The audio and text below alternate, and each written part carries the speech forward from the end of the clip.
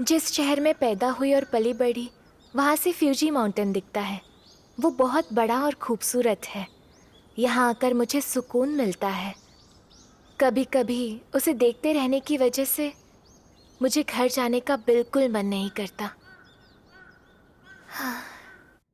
हमारे घर के ग्राउंड फ्लोर पर हमारे डैड एक ग्रिल मीट रेस्टोरेंट चलाते हैं। यहाँ पर हमेशा अंधेरा रहता है और यहाँ तेल की गाढ़ी परत जम गई है। घर के पिलर्स, दीवारें, यहाँ तक कि हमारा फर्नीचर, इन सब पर पीले तेल की परत जम गई है। मॉम के गुजरने के बाद किसी ने इसकी देखभाल नहीं की, इसीलिए कमरों के गद्दों पर भी फैट की एक लेयर जमी रहती है। मैंने कई बार इसे साफ करने की कोशिश की, लेकिन ये फैट वापस आ ही जाता है। उससे भी बुरी बात यह है कि डैड हमेशा इस ऑयल में लथपथ रहते हैं और उनसे इसी की बदबू आती रहती है। मेरा एक भाई भी था जो 2 साल का था। उसका नेचर भी बहुत अजीब था। जब भी डैड घर पर नहीं होते थे, वो मुझे बहुत परेशान करता था। उसे एक अजीब सी आदत थी। जब भी उसको मौका मिलता था, वो किचन में जाता था और वेजिटेबल ऑयल पीता था।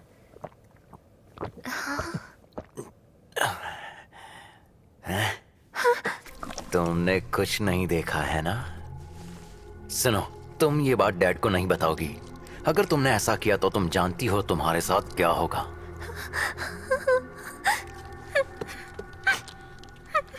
चिपचिपी दीवारें, मेरे डैड की बॉडी से आती हुई गंदी बदबू और उसी फैट की तरह गंदा सा मेरा भाई, मुझे सबसे नफरत थी। इस तेल की वजह से मैं और ज्यादा सेंसिटिव होने लगी थी। फाइनली मैं बताने में कामयाब हो गई कि तेल की वजह से कमरा कितना गीला रहता था और उसकी वजह से यहाँ पर सांस लेने में कितनी तकलीफ होती थी। इतना सारा तेल, यहाँ की हवा में कितना गाढ़ा तेल था, ये बताने के लिए मैंने इस टर्म का इस्तेमाल किया। टिंग टोंग टिंग टोंग। तेल के गीलेपन का लेवल इस वक्त 50% है। प्लीज आग जलाने से पहले सावधानी बरतें। इस वक्त ऑयल का सैचुरेशन लेवल 60% है।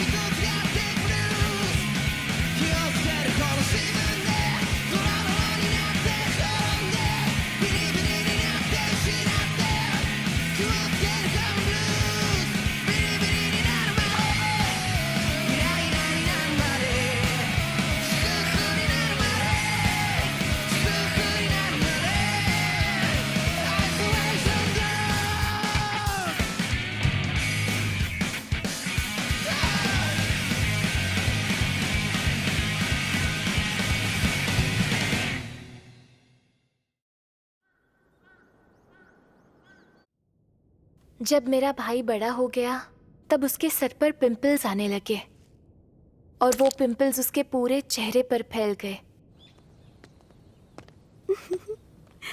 चुप करो, वो सुन लेगा। हे गौरव, हमसे दूर रहना, समझे? तुम्हारा घटिया चेहरा देखकर कोई भी डर जाएगा। कमीने, तुम्हारे इस बेकार ऑयल से हमारे हाथ गंदे हो गए। इसकी सफाई के पैसे तुम्हें ही देने होंगे। कल 5000 रुपए लेकर आना, समझे?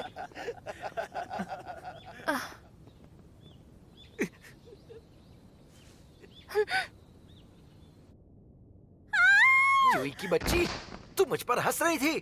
मुझे लगा मेरे साथ ऐसा ही होना चाहिए। रुक जाओ गौरव। मुझे छोड़ो डैड।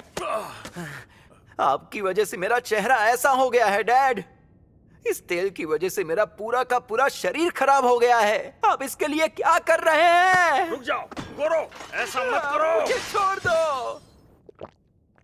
उसके बाद मेरे भाई ने अपने आप को कमरे में बंद कर लिया और हर रोज वो तेल पीने लगा। यूई, यूई, कहाँ मर गई है यूई की बच्ची? क्या हुआ भाई, आपने बुलाया? मेरे लिए ऑयल खरीद कर लाओ और एक नया गद्दा भी लेकर आओ। ये वाला बहुत गंदा और चिपचिपा हो गया है। मैं जानती हूँ, लेकिन डैड ने मुझे पैसे नहीं दिए हैं। बकवास बंद करो, जाओ कहीं से ढूंढ कर लाओ। मेरे सर में बहुत दर्द हो रहा है। छी! क्या तुमने मुझे अभी छी कहा? अच्छा, तो अब तुम्हें मुझसे घिन आने लगी है। अभी मैं तुम्हें मजा चखाता हूँ, रुक जाओ।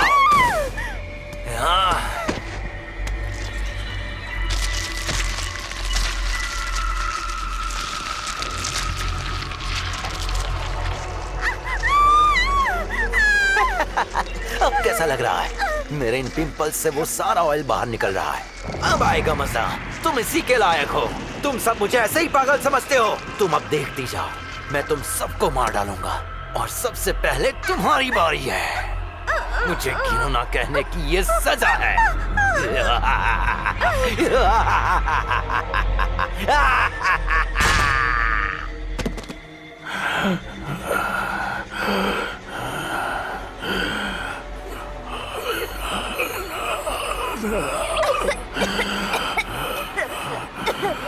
माफ करना गोरो। अरे, तुम्हें याकिनी को दारुमा जाना है?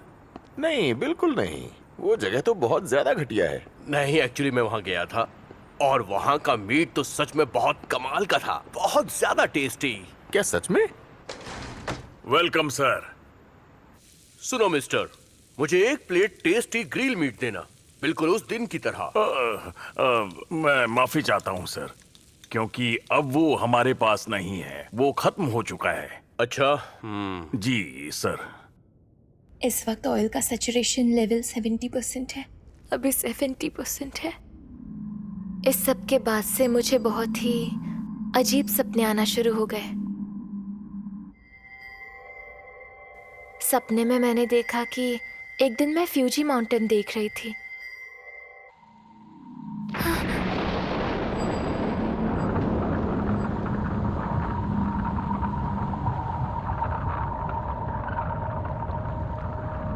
ये तो तेल है, ये सब तेल है।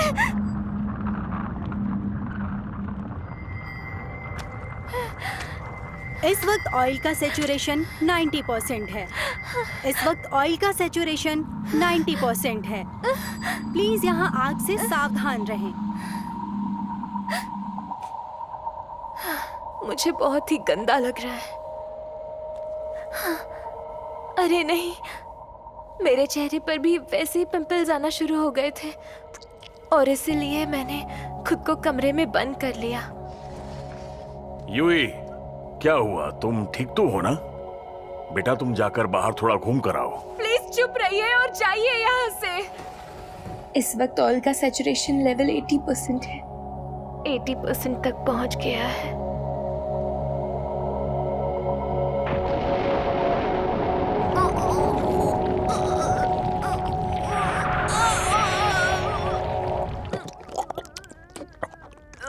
जियो इसे, पी लो इसे यूई।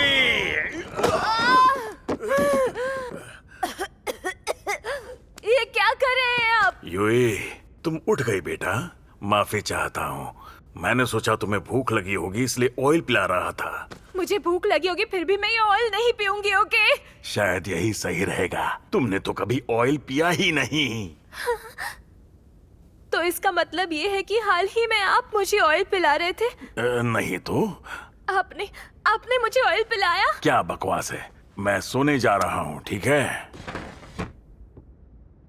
यही सच है, मैं जानती हूँ यही सच है। पिछले कुछ दिनों से मेरे डैडी मुझे ऑयल पिला रहे हैं। उस दिन के बाद से मैं चौकन्ना रहने लगी थी। बिना सावधानी बरते मुझे नींद नहीं आती थी।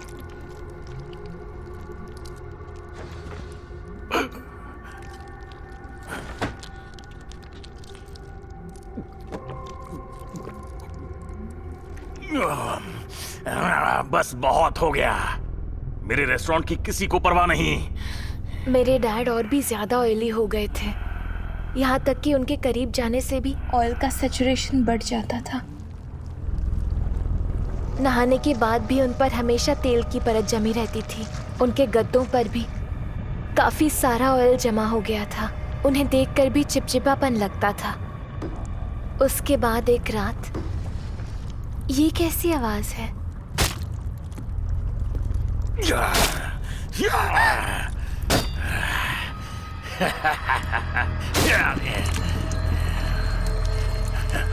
जमीन पर जो टपक रहा था वो खून नहीं था, वो गोल्डन ब्राउन ऑयल था। इस वक्त ऑयल का सैचुरेशन लेवल 100% है। सैचुरेशन लेवल 100% है।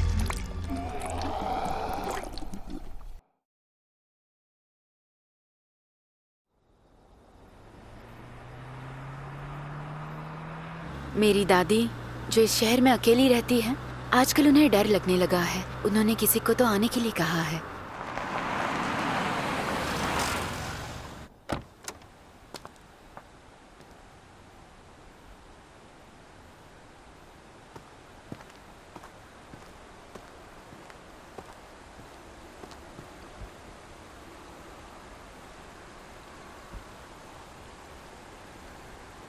मुझे ये जगह हमेशा भयानक लगती है।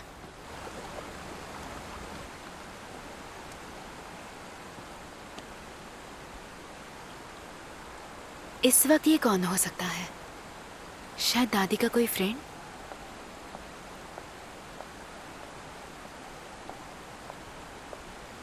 Good evening. सुनिए, एक्सक्यूज मी, क्या आप मेरी दादी को जानती हैं? मुझे लगा ही था। पिछले साल जब दादाजी गुजर गए थे तब से वो यहाँ रहती है। वो अकेली रहती है, इसलिए हमें उनकी फिक्र होती है। प्लीज़ उनसे मिलने आया कीजिए। दादी को मिलने कोई तो आ रहा है, ये देख के मुझे बहुत अच्छा लगा। हाँ?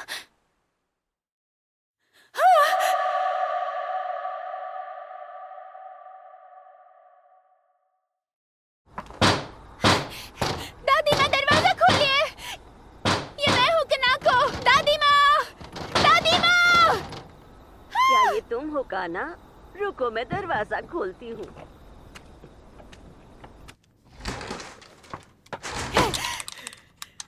दादी माँ, वो कौन था? डरो मत, वो तो किंगोरो सान था। वो तो मेरे अंकल हैं। जब मैं बहुत छोटी थी तभी उनकी मौत हो चुकी थी। वो रोज रात को आते हैं वहाँ उस ब्रिज पर। जब से तुम्हारे दादाजी गुजर गए और मैं यहाँ अकेले रहने लगी हूँ, वो हर रात को सामने आते हैं। आपका मतलब है वो भूत हैं? वो शायद मेरे अकेले होने का इंतजार करते हैं।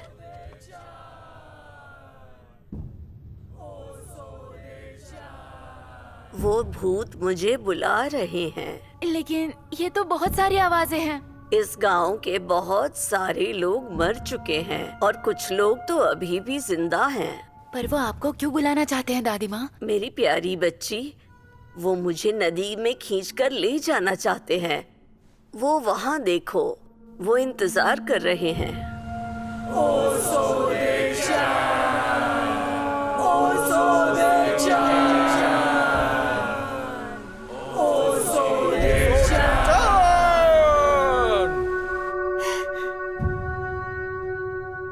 वो रात भर मुझे ऐसे ही बुलाते हैं। मैं बड़ी मुश्किल से सो पाती हूँ। पता नहीं तुम्हें नींद आएगी भी या नहीं, तो इसीलिए अब मैं तुम्हें एक कहानी सुनाऊंगी अपने बचपन की।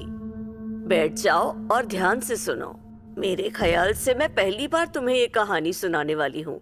अब देखो ना, मैं इसी घर में पैदा हुई और पली बढ़ी। इसी घर में मैंने अपनी जिंदगी बिताई। अब शायद ही यहाँ कोई बचा होगा, लेकिन सालों पहले इस गांव में चहल पहल हुआ करती थी और इस गांव में एक बहुत ही अजीब किस्म की परंपरा थी। हम फ्यूनरल कुछ ऐसे मनाते थे। किंगोरो सान के फ्यूनरल के दौरान जो घटना हुई थी वो मुझे आज भी याद है। फ्यूनरल वाले दिन गांव के सभी लोग मरने वाले को देखने के लिए नदी के किनारे इकट्ठा हो गए थे। मुझे याद है मैं अपनी माँ के साथ किनारे पर खड़ी थी।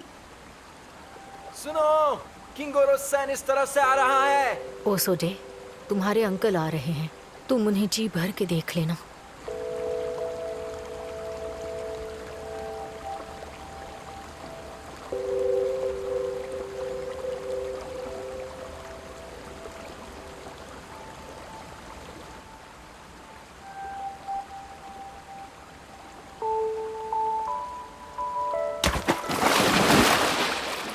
अरे नहीं, वो ब्रिज के किनारे से टकरा गया।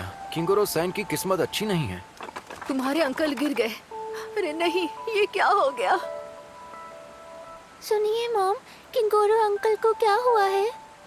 उस जगह नदी चौड़ी और गहरी हो जाती है, वो आगे नहीं बढ़ पाएंगे, वो वहीं डूब जाएंगे बेटा। अगर वो मैट पर ही रहते तो वो सीधे जन्नत की ओर चले जाते। ये बताओ कि क्या हम उन्हें मैट से बांध नहीं सकते थे? अफसोस, पर यही ट्रेडिशन है। शोकिची सान एक नौजवान लड़का था जो 20 साल की उम्र में ही मर चुका था। वो हमारे गांव का आखिरी शख्स था जिसकी डेड बॉडी को हम नदी में बहाने वाले थे। उस वक्त मैं 16 साल की थी। शोकिची सान गांव में सबसे ऊंचा आदमी था। वो लगभग 2 मीटर से भी ज्यादा लंबा होगा, लेकिन उसका दिल बिल्कुल रुई की तरह नरम था। वो मेरा पहला प्यार था और मेरा मंगेतर भी। पहाड़ से कुछ पेड़ गिरने की वजह से उसकी मौत हो गई। उसके फ्यूनरल में हमने 2 मैट का इस्तेमाल किया। ठीक है, चलो अब इसे ढके लो। मैं बहुत दुखी थी, बहुत अकेली पड़ गई थी, लेकिन गांव वालों को लगा कि मैं सिर्फ दिखावा कर रही हूँ।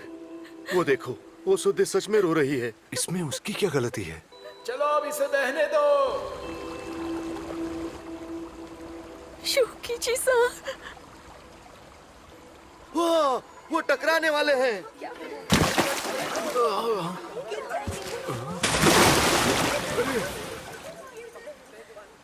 अरे देखो, शोकिची सान का कद काफी ऊंचा है और इसलिए वो वहां अटक गए हैं। अब क्या होगा?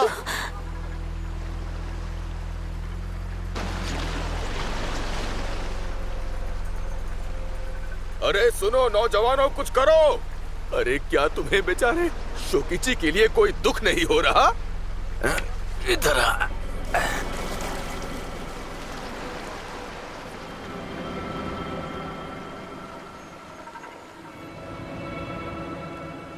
तुम जानते हो, उस समय मुझे ऐसा लग रहा था जैसे शोकिची अपनी आंखें खोल के मुझे देख रहा है। ऐसा कैसे हो सकता है? मुझे लगा जैसे वो मुझे अपने दिल की बात कहना चाहता था। जानती हो, उसकी आंखें जैसे मुझे अपने पास बुला रही थी। जो लोग नदी में डूब गए शायद वो मेरा इंतजार कर रहे हैं, इसलिए यहाँ हर रात को भूत दिखाई देते हैं और मुझे बुलाते हैं। मुझे डर लग रहा है।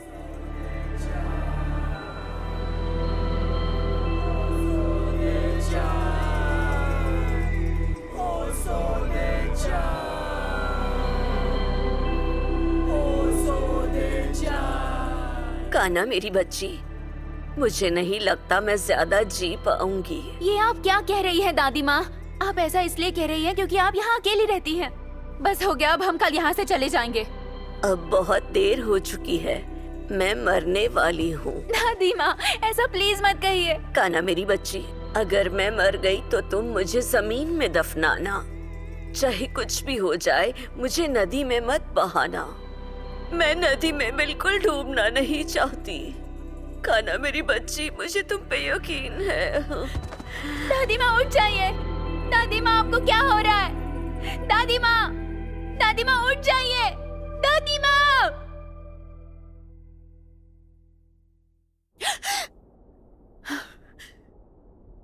अरे नहीं, वो सिर्फ एक सपना था। समझ गई। रास्ते में मुझे नींद आ गई होगी और बस मेरी आंख लग गई होगी।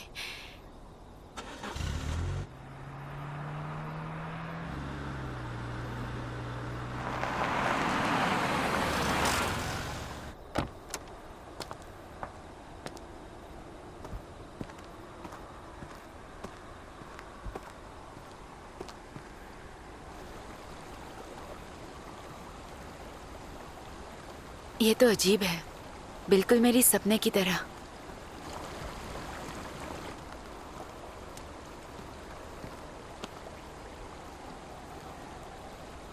ये नहीं हो सकता।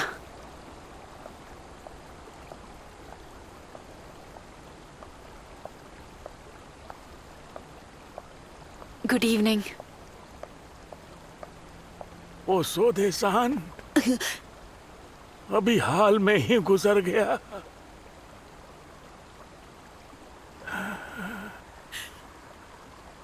दादी माँ, दादी माँ कहाँ हैं आप? दादी माँ।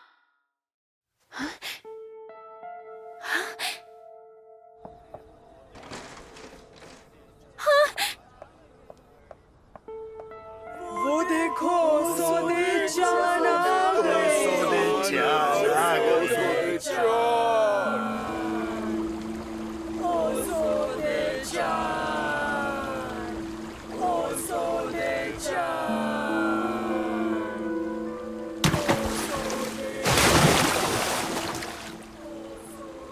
क्या शानदार नजारा है। अब मुझे यकीन है शोकिची और ओसुदे की शादी हो सकती है। हाँ, लेकिन ओसुदे चान अब बूढ़ी हो गई है। दादी माँ, दादी माँ।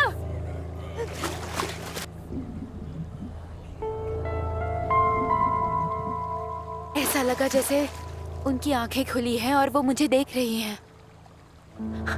हाँ?